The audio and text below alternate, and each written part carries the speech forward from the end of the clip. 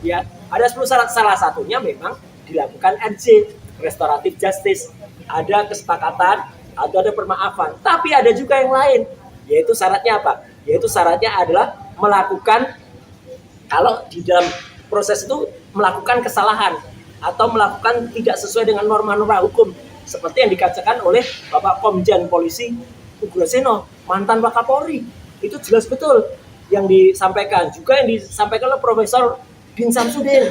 Ya gitu, kami itu tidak layak kemudian dipidana karena jelas betul apa yang kami lakukan itu adalah untuk ilmu pengetahuan. 2014 dan 2012 ada warnanya merah, ya.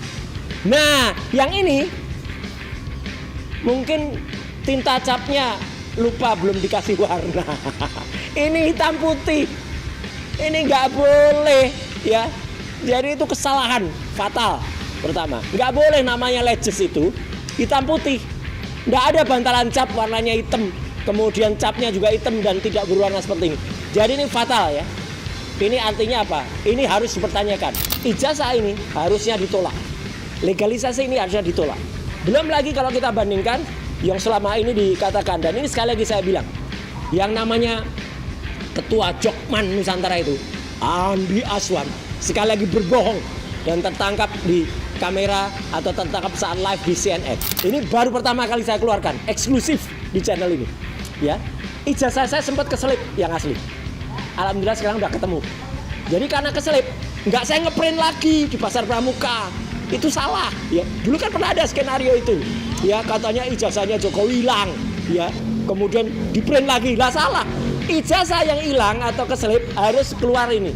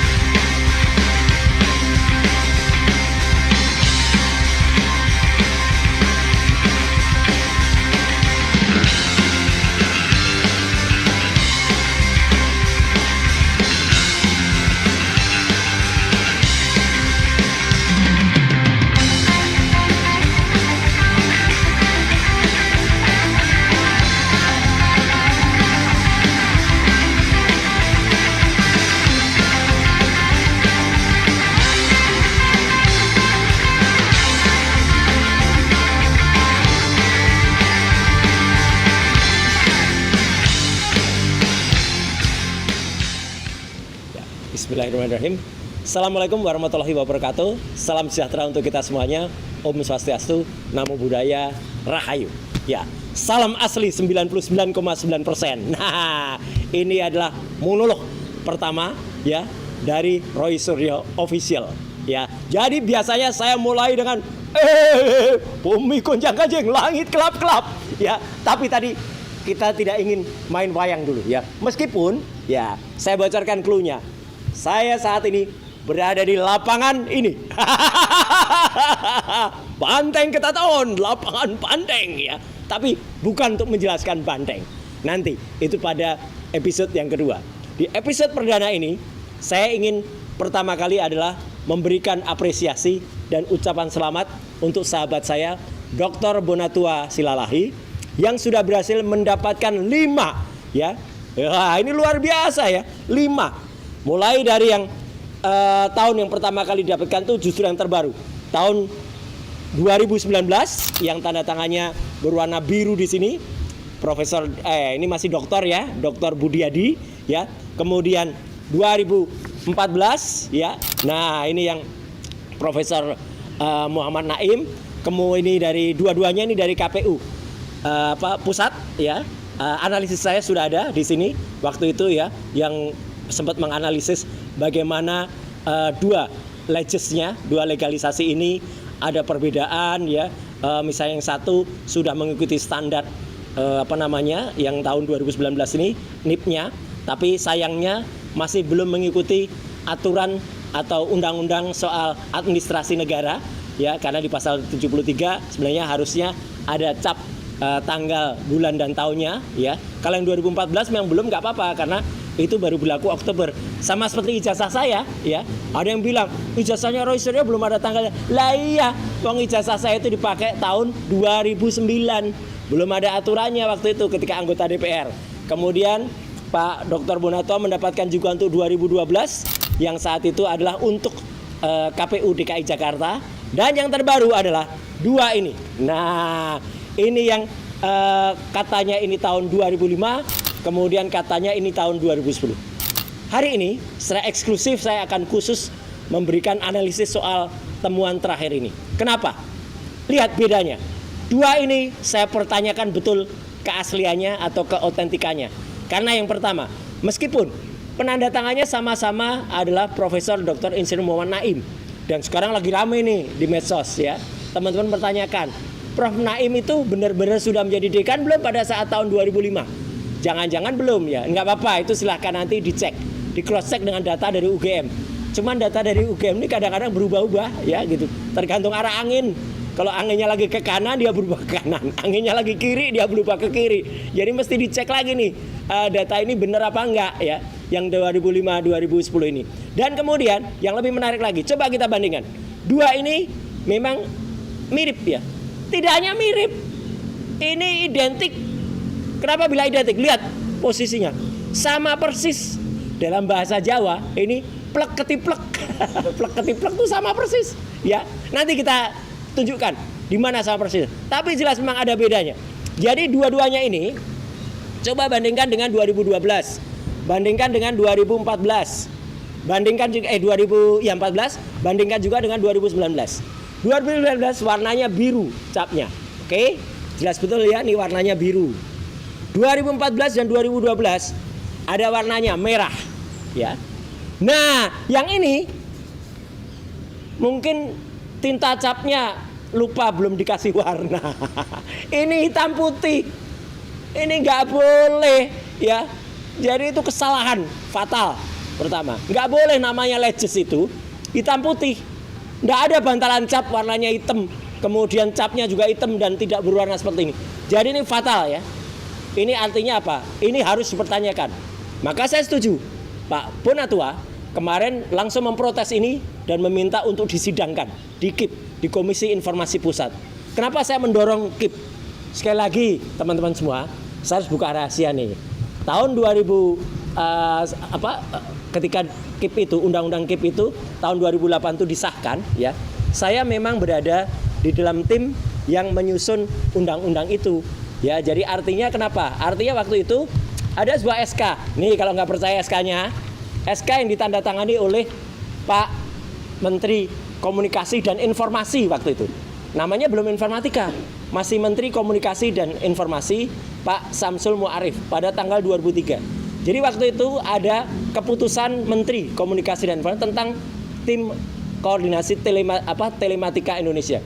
Telematika kependekan dari telekomunikasi, multimedia dan informatika. Waktu itu tim inilah yang membuat 2 rancangan undang-undang bersama dengan kampus ya. Ada kampus ITB, ada kampus Unpad yang itu membuat cyber law, dan kampus UI yang kemudian juga membuat undang-undang informasi dan transaksi elektronik ya.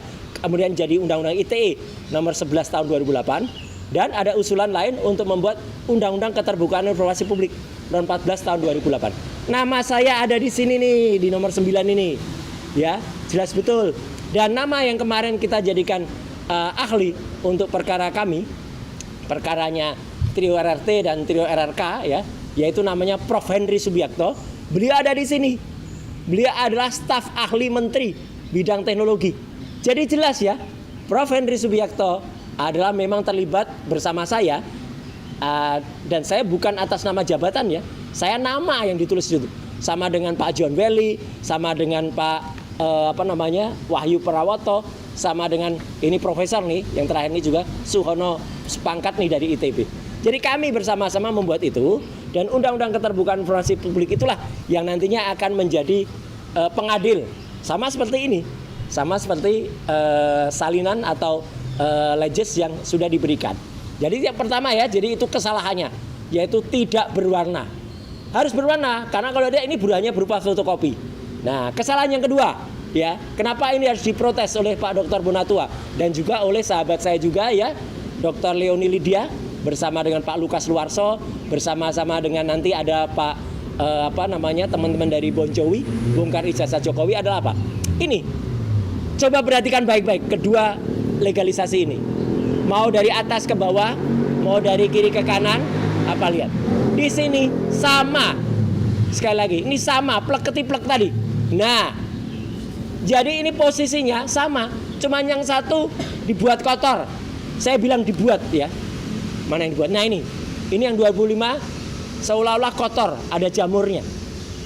Kalau ada jamur ya kasih obat jamur ya. Kenapa bisa penyimpanannya? Ini gara-gara tidak diautentifikasi.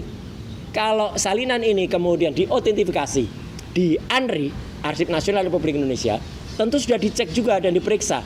Jadi ini jelas ya. Ini jelas sangat diragukan. Karena apa? Sama persis. Mungkin saja kita itu kalau melegalisasi ijazah nggak cuma satu, bisa. Saya dulu juga misalnya ada 5 atau 10 sekalian. Tapi nggak mungkin dalam satu periode yang sama tangan yang ngecap itu bisa sama persis ya.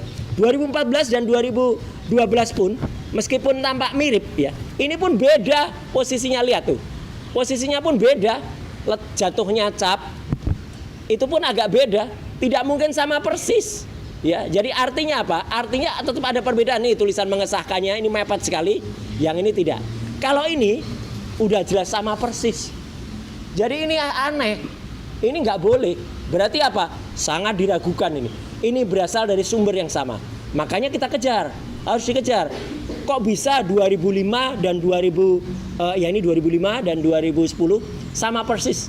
Harus ya, terdapat perbedaan meskipun proses atau tanggal legalisasinya itu adalah hari yang sama. Boleh, tetapi menyerahkan ke KPU tidak mungkin dua itu sama persis. Nah, yang ketiga analisis saya adalah apa? Kita lihat pada bentuk ijazah yang ada. Ini misalnya saya ambil contoh ijazah yang tahun 2009. Teman-teman lihat, ini 2009. Ini proporsional bentuknya. Kenapa proporsional? Teman-teman bisa lihat. Kalau kita ambil contoh ijazah yang asli. Kalau ini asli ya. Ini miliknya almarhum Pak Bambang Rudiharto. Formatnya sama. Artinya apa? 4 persegi panjang. Jadi bentuknya itu 4 persegi panjang. Kira-kira kalau diukur ini 6, ini 4 gitu ya. Jadi 4 persegi panjang gitu ya. 6 kali 9, 6 kali 9. Jadi ininya bisa lebih panjang dari lebarnya. Ini juga sama. Tapi coba kita lihat ijazah yang ini. Yang barusan didapat oleh Pak Dr. Bonatua. Lihat. Beda nggak dengan ini? Beda. Ini nggak lebar. Ini mengkerut. Ya, mengkerut. Kayak ada tekanan dari kanan kiri. Sehingga ijazahnya jadi terpepet ke dalamnya. Lihat. Beda nggak? Beda. Lihat, kalau ini disetarakan gini aja udah beda.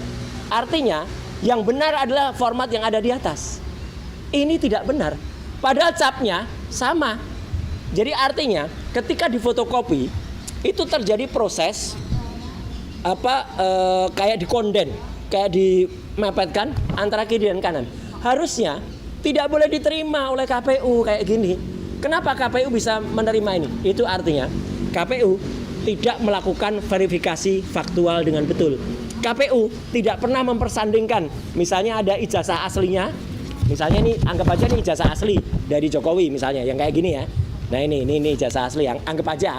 Tapi ini nanti saya katakan cacatnya. Kemudian ini tidak disandingkan. Kalau disandingkan jelas beda. Yang satu ini lebar, yang satu ini kayak bujur sangkar. Ini kayak 4 persegi panjang, ini kayak bujur sangkar.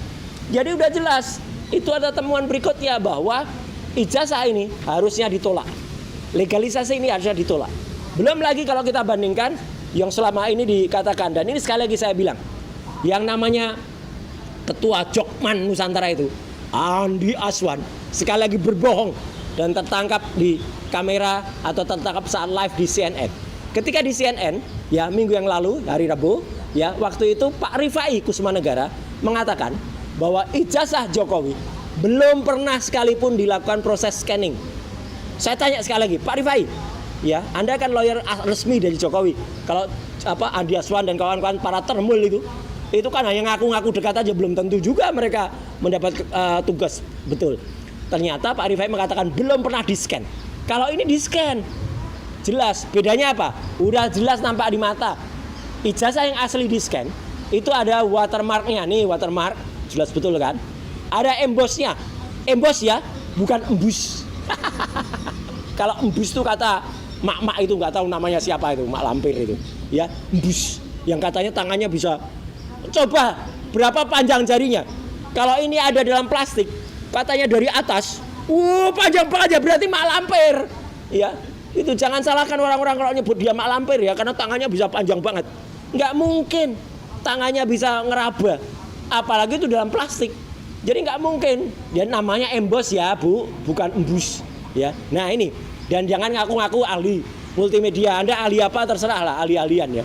Tapi artinya ini udah kelihatan banget beda. Nah, Andi Aswan lagi-lagi mengatakan ini hasil scan.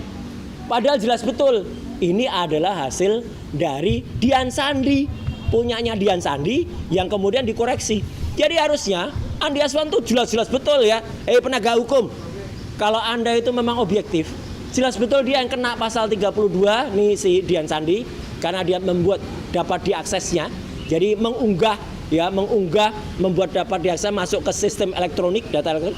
Kemudian si Andi Aswan ini jelas betul siap orang dengan sengaja membuat seolah-olah asli atau membuat tujuan agar informasi elektronik atau dokumen elektronik tersebut ya kemudian dianggap seolah-olah data yang otentik.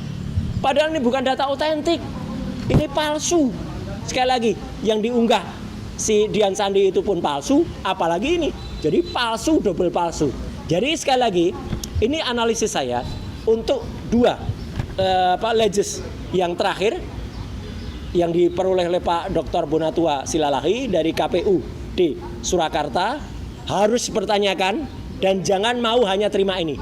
Karena satu, ya tadi ini hanya hitam putih. Artinya ini hanya fotokopi. Ya, artinya apa? Ini tidak benar. Harus ya berwarna. Ya, masalah ada tanggal, ada nama DK-nya siapa, itu nanti PR selanjutnya. Ya, karena data UGM ini seringkali berubah ya. Waktu itu berita tentang wafatnya Profesor Dr. Insinyur Ahmad Sumitro aja berubah-ubah. Ya, jadi nggak boleh ada perubahan-perubahan kayak gitu ya. Nah, ini juga jangan-jangan nanti berubah lagi nama-nama dekannya ya, karena katanya ada nama dekan lain di antara ini. Yang kedua adalah formatnya tidak sama dengan format yang seharusnya terjadi ini pada legalisasi ijazah yang benar yang tahun 2019. Meskipun yang tahun 2019 itu harusnya ada tanggal, bulan dan tahunnya. Karena sesuai dengan Undang-Undang Sistem Administrasi Negara yang itu adalah setelah Oktober 2014 itu harus ada. Dan yang kemudian berikutnya lagi adalah ini plek ketiplek sama persis. Tempatnya saja sama, posisi dengan huruf A, ini huruf A. Jadi kalau dalam istilah saya dulu ya, ini tulisan salinan atau fotokopi ini sama mencototnya dengan ini ya. Ini mencototnya sama ini ya. Jadi artinya posisinya sama persis. Ini nggak boleh. Jadi dengan berbagai keanehan atau berbagai kesalahan itu, saya sangat mengharapkan ya Dr. Bonatua Silalahi itu kemudian melakukan protes ya terhadap legalisasi itu karena itu tidak benar. Nah ini supaya jelas ya, klarifikasi saya. Itu ijazahnya Roy Suryo juga tidak ada tanggalnya. Lah iya, aturan itu terbit tahun berapa? 2014 bulan Oktober. Ini ijazah ini digunakan kapan? 2009. 5 tahun sebelumnya ketika saya di DPR, ya, ketika saya mendaftar DPR. Jadi ketika saya mendaftar DPR dan mencalek, ini yang dipakai lewat. Dan sesudah itu, nah ini saya katakan lagi, kenapa berikutnya saya nggak pakai itu lagi? Karena waktu itu saya sudah pakai surat keterangan ini. Ketika 2014 saya nyalek lagi, terus terang ini. Jadi ini sebenarnya jawaban. Ini baru pertama kali saya keluarkan, eksklusif di channel ini. Ya, ijazah saya sempat keselip yang asli. Alhamdulillah sekarang udah ketemu.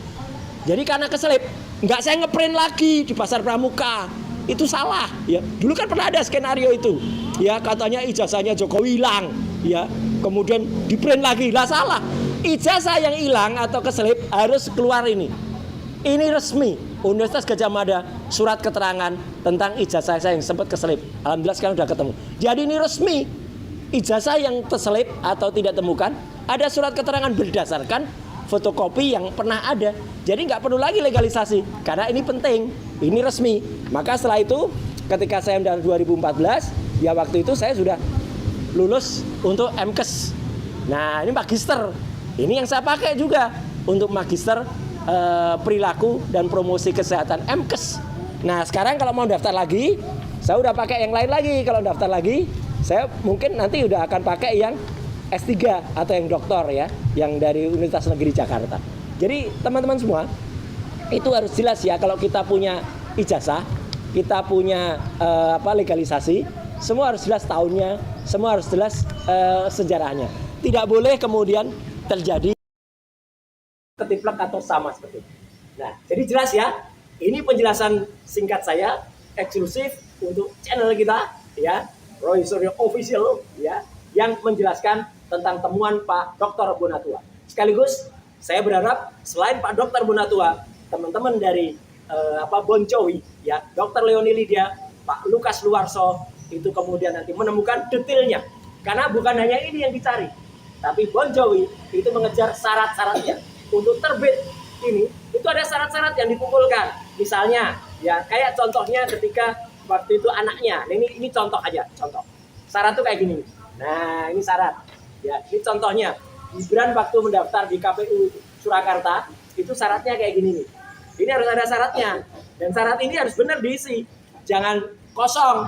Ini kan kosong nih ya. Nah, jadi supaya jelas ya, teman-teman semua.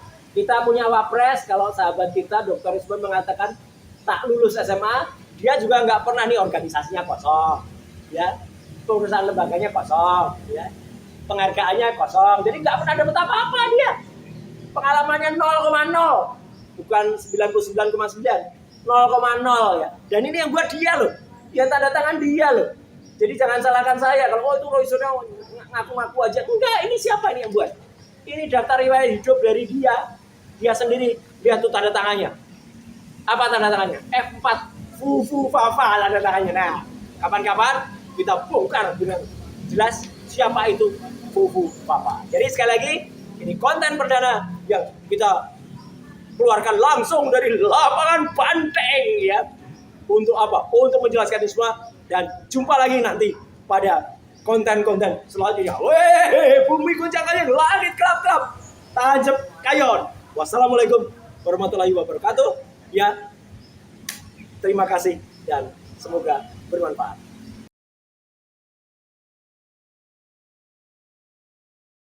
Itu dituduh minta-minta SP3. Kita nggak minta-minta, menegaskan ya kepada aparat. Mereka harus jujur. SP3 tahu nggak kepanjangannya apa? Surat Perintah Penghentian Penyidikan. Jadi itu surat, artinya dihentikan penyidikannya. Lain kalau bentuknya adalah SP2T, Surat Perintah Penghentian Tuyul. Nah, itu beda. Kalau SP2T itu yang dihentikan tuyulnya. Pasal lelap, hidup susah, dunia gelap, fufu fafa, asulin aja. Terus, ini anak ini mah nggak tahu malu. Sudah nggak lulus SMA, ya masih nyanyi-nyanyi terus. Malah terakhir dia ngasih ceramah ke depan anak-anak SD. Hai anak-anak SD, segera minum obat anti hamil. Goblok banget. Kau nanti akan menemui nasibmu. Ya, kau akan terus dikejar oleh rakyat. Dan harusnya minta maaf adalah kau kepada 280 juta rakyat Indonesia. Bukan mendesak kami untuk minta maaf. Dan itu semua, jalan akan terbentuk nanti luas di hadapan kita semua.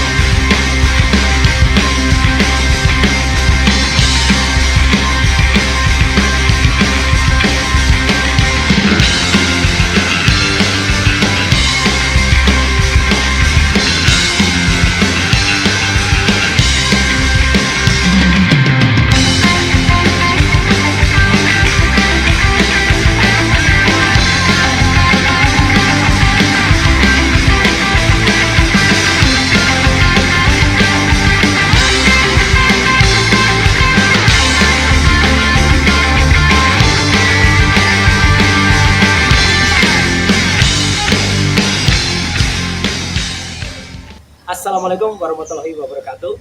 Ya, salam sejahtera untuk kita semuanya. Om Swastiastu, Namo Buddhaya, Rahayu. Ya, salam asli 99,9%. Nah, kita jumpa lagi di dalam konten yang eksklusif dari Roy Suryo Official. Hari ini, kalau biasanya di tempat-tempat lain, ya, saya buka kaos itu terakhir. Nah, khusus untuk ini eksklusif, saya buka kaos yang pertama. Nah, jadi belum udah buka kaos, karena ini kita akan bicarakan soal ini. Nah, ini yang lagi rame kemarin, ya. Kenapa rame? Ini namanya SP3 kilat atau SP3 dadaan. Nah, ini yang jadi pertanyaan sekarang. Kenapa gambar ini menjadi sangat rame? Nah, ini jelasnya nih ya. Jadi gambar ini sempat sekarang menjadi heboh. Karena apa? Ada orang yang mengadukan saya, melaporkan saya ke kepolisian. Yaitu gara-gara dia merasa keberatan dituding tuyul. Yang nuding dia tuyul juga siapa? Ya, saya kan hanya menjelaskan ini. Dan justru itu menyelamatkan loh ya. Kalau enggak, dia sebenarnya akan dilaporkan fitnah atau penodaan agama. Karena apa? Karena sebenarnya dia melakukan metafora terhadap dirinya sebagai Nabi Musa dan Nabi Harun. Ketemu dengan Fir'aun. Siapa itu Musanya? Siapa itu Harunnya?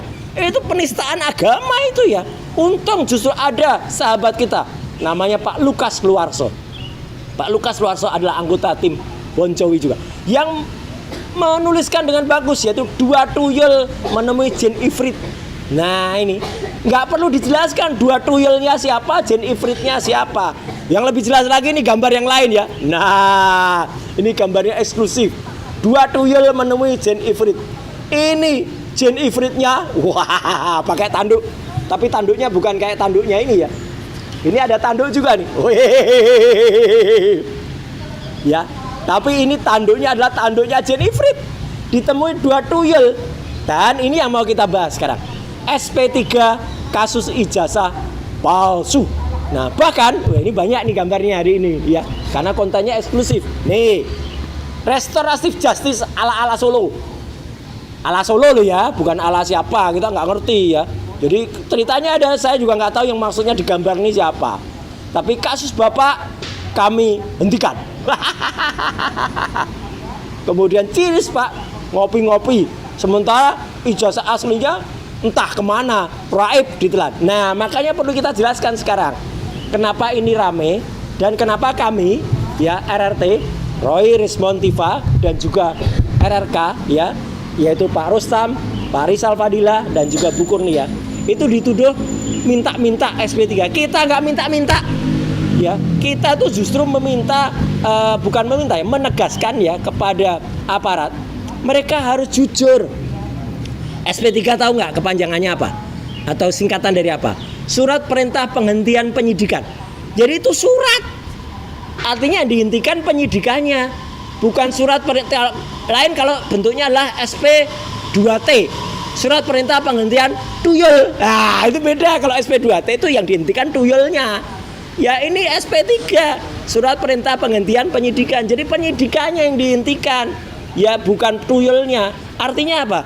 Ada 10 syarat kalau mau dihentikan itu. Memang salah satunya adalah dilakukan yang namanya restoratif justice. Tapi bukan restoratif justice ala-ala Solo ini, bukan. Restoratif justice yang benar itu ada syaratnya, baik di dalam perkap yang baru atau dalam perpol ya, peraturan dalam KUHAP yang baru atau dalam Yang lama, peraturan Kapolri. Itu ada ya. Ada 10 syarat, salah satunya memang dilakukan RJ, restoratif justice. Ada kesepakatan atau ada permaafan. Tapi ada juga yang lain, yaitu syaratnya apa? Yaitu syaratnya adalah melakukan, kalau di dalam proses itu melakukan kesalahan atau melakukan tidak sesuai dengan norma-norma hukum, seperti yang dikatakan oleh Bapak Komjen Polisi Ugroseno, mantan Wakapolri. Itu jelas betul yang disampaikan, juga yang disampaikan oleh Profesor Din Samsudin. Ya gitu, kami itu tidak layak kemudian dipidana, karena jelas betul apa yang kami lakukan itu adalah untuk ilmu pengetahuan. Apalagi Kang Sobari ya, Dr. Muhammad Sobari, yang justru mengatakan saya datang bukan untuk meringankan, tapi untuk membebaskan. Nah itu. Jadi teman-teman semua, seiring dengan itu, kami juga melakukan judicial review kepada MK. Dan beberapa saat nanti setelah selesai kita ngobrol ini, kami memang akan ke MK dan ada 92 poin yang secara detail saya tidak berhak menyampaikan, itu biar kuasa hukum kami Mas Refli Harun dan kawan-kawan ya dari tim Balai RT yang menyampaikan secara detail. Kemudian ada 10 petitum yang kami minta. Detailnya juga nanti ada ketika press conference di MK. Nah, artinya apa? Kita menegaskan kepada MK untuk menggugurkan syarat-syarat termasuk undang-undang yang kemudian membebani kami karena undang-undang itu diberlakukan dengan semena-mena. Misalnya apa? Undang-undang ITE yang saya termasuk pembuatnya, pasal 32 dan 35. Ini jelas apa ya, istilah ganas banget atau jahat kalau diberlakukan. Karena yang namanya mengunggah kemudian membuat dapat diaksesnya, apalagi melakukan editing merekayasa tidak pernah dilakukan. Justru itu harusnya kena kepada orang-orang yang mengupload itu pertama kali, Dian Sandi, Andi Aswan, kemudian Joshua Sinambela yang di depan TV udah ketahuan bohong sekali lagi. Mereka berbohong itu harusnya kena. Nah, jadi kami itu melakukan proses di Mahkamah Konstitusi itu supaya apa? Supaya undang-undang ini tidak diberlakukan lagi kejam atau jahat kepada masyarakat. Nah, jadi teman-teman semua, ini bukan hanya untuk kami. Jadi insya Allah tim yang pada saat nanti menerima judicial review dari kami itu akan memproses dengan benar. Dan kalau banyak terpul yang sok tahu kemarin mengatakan, oh itu 14 hari yang lalu ketika kami memasukkan itu ke MK langsung ditolak. Enggak, bukan langsung ditolak, memang dikoreksi. Dan kata-kata dari Profesor Saldi Isra itu bagus banget. Itu ya kalau kita lihat itu benar-benar ilmiah antara Prof Saldi Isra dengan Mas Refli Harun. Dialognya tuh dialog sangat berbobot. Oh ini kami nanti akan koreksi dan kami diberikan 3 opsi, tetap terus dimasukkan tanpa koreksi, tapi konsekuensinya pasti akan langsung diabaikan. Yang kedua, kita melakukan koreksi. Jadi sekarang itu sudah kami lakukan dengan kami membuat 92 poin yang ada di situ, dan itu kemudian berjalan ya dengan 10 petitum, dan kemudian atau kami tarik sama sekali tidak akan masuk lagi. Kami pilih opsi yang kedua, yaitu kami koreksi, kami masukkan syarat-syarat baru dan detail, dan moga-moga itu akan enggak. Jadi ini jelas ya. Ini juga menjawab bahwa yang namanya kami itu tidak pecah. Tidak perlu ada pemisahan antara RRT dan RRK, enggak. Kita tetap satu. Kita tetap berjuang bersama. Ya, 8 yang tadinya 8, kemudian sekarang tinggal 6 pejuang ini, kita terus bergerak bersama. Dan kita terus menegakkan, membongkar yang namanya ijazah yang jelas-jelas palsu ini ya. Ini udah jelas palsu ya, 99,9% ini palsu. Meskipun caranya memang mungkin Ada perbedaan. Saya ada di dua-duanya. Jadi tidak ada orang yang berniat untuk kemudian memecah belah. Gak bisa kami dipecah belah ya. Satu adalah tim yang menangani 4 pejuang sekaligus ya. Bu Kurnia Triuriani, Pak Rizal Fadila, Mas Rustam Effendi, dan saya ada di situ. Tim itu tetap solid di bawah Ketua Pak Abraham Samad dengan tim non litigasinya Mas Ahmad Kosinudin dan tim litigasinya Pak Petrus Celestinus. Anggotanya ada banyak di situ, termasuk timnya Prof Denny Indrayana, termasuk timnya dari LBH Muhammadiyah ya Pak Gofari, termasuk juga di situ ada mantan Menteri Hukum dan HAM ya Pak Amir Samsudin, dan teman-teman pejuang ada di situ. Ada Pak Azam Khan, ada kemudian Pak Ismar, dan kemudian ada beberapa yang lain yang termasuk di Pak Samsir segala. Sementara tim yang kedua itu namanya Balai RT. Sama kita. Ya bergeraknya sama. Hanya jalannya mungkin istilahnya nih, kita tuh satu visi. Hanya misinya mungkin sedikit berbeda. Bagaikan rel kereta api. Rel kereta api itu tujuannya sama. Harus ada 2. Coba kereta api itu hanya 1. Ya jatuh kereta apinya. Tapi kalau 2 rel ini atau 2 spur ini itu mengarah pada titik yang sama. Dan kalau dipersatukan ya kereta apinya jomplang ya. Tim yang kedua Balai RT ini di situ ada Mas Refli Harun, ada Mas Jahmada Girsang, ada kemudian juga Pak Taufik, ada juga teman-teman yang lain. Ya jadi kedua ini semuanya bergerak bersama, solid. Jadi artinya SP3 itu adalah kita istilahnya adalah apa? Kita desak. Supaya apa? Supaya diberlakukan dengan benar. Tidak diberlakukan ala-ala Solo gini ya. Restoratif justice-nya bukan ala-ala Solo. Surat perintah penghentian penyidikan itu artinya untuk menghentikan penyidikannya, bukan menghentikan orangnya. Ya kalau gambar-gambar yang lain ini sensasi aja ya. kita ketawakan saja. Yang jelas jin ifritnya, nah ini nih jin ifrit ya. Artinya biar dia yang berpikir. Dan kalau dalam cerita pewayangan, bumi goncang-gancang, langit kelap-kelap. Wah, kalau kita gambarkan, dulu memang yang disebut-sebut jin ifrit itu memang pernah ya memegang posisi atau memegang jabatan yang cukup tinggi ya di republik ini. Nah, itu dulu kita kenal sebagai ratu. Wah, ini yang namanya Petruk jadi ratu. Ini ada kisahnya tuh, Petruk jadi ratu. Jadi Petruk jadi ratu itu pernah saya pentaskan ya di kantor Kemenpora. Dulu saya yang minta. Sebelum jadi ratu beneran, saya sudah tahu. Ya, waktu itu kami pentaskan tanggal 16 Agustus 2014. Jadi sebelum dilantik dia, saya udah mentaskan Petruk jadi ratu ini karena akan jadi Petruk dia jadi ratu. Kenapa Petruk jadi? Ini kisah pewayangannya jelas. Petruk jadi ratu itu namanya berubah menjadi Prabu Kantong Bolong. Kenapa Kantong Bolong? Di kantong kirinya ada 11.000 triliun. Di kantong kanannya ada 8.000 triliun. Dan dia berubah nama menjadi Prabu Wel Geduel Beh. Cuek bebeh terhadap masyarakatnya, memperkaya kantongnya sendiri, memperkaya perutnya sendiri ini. Ya. Dan dia apa? Dia ceritanya itu tadinya Petruk biasa, tapi ketemu yang namanya Jimat Kalimosodo. Jimat Kalimosodo kalau dalam cerita agama itu adalah kalimat syahadat. Tapi dia ternyata tidak bisa menerapkan betul dua kalimat syahadat itu Kalimosodo itu. Akhirnya dia menjadi raja yang zalim, ya, menjadi raja yang dajjal, ya, hanya menguntungkan keluarganya sendiri. Keluarga loh ya, jelas dia hanya menguntungkan keluarganya sendiri. Akhirnya dia kemudian setelah turun kulitnya jadi hitam. Wah, ini jadi kayak gini nih dia sekarang setelah turun. Kulitnya jadi hitam, rambutnya habis. Kenapa? Ini kalau dalam kepercayaan tradisional, dia itu terkena. Nah, ini terkena yang namanya aji-aji yang dulu dipakai. Sekarang lagi rame di YouTube, di sosial media, katanya soal Gunung Kawi. Bukan hanya Gunung Kawi dia itu kena aji-aji bulus jimbung. Ini bulus jimbung. Bulus jimbung itu adalah aji-aji pesugihan. Tapi nanti kulitnya ya jadi kayak bulus, kayak kura-kura. Dan sebenarnya ini ceritanya sama dengan apa yang sudah diceritakan oleh Kang Sobari. Di balik dia itu sebenarnya lah, wah, buto rambut geni ini. Wah, ini. Jadi di balik dia itu sebenarnya ada buto. Bisa buto rambut geni, bisa buto ini. Jadi sebenarnya kita tuh melawan buto. Melawan raksasa-raksasa jahat ini. Dan dia bukannya raksasa jahat. Dia sekarang bahkan mengajak pasukan yang lain. Nah, dia kan dulu kan dari kelompoknya kemudian udah dipecat dari yang banteng itu. Sekarang dia mengajak yang namanya gajah. Wah, ini gajah-gajah ini.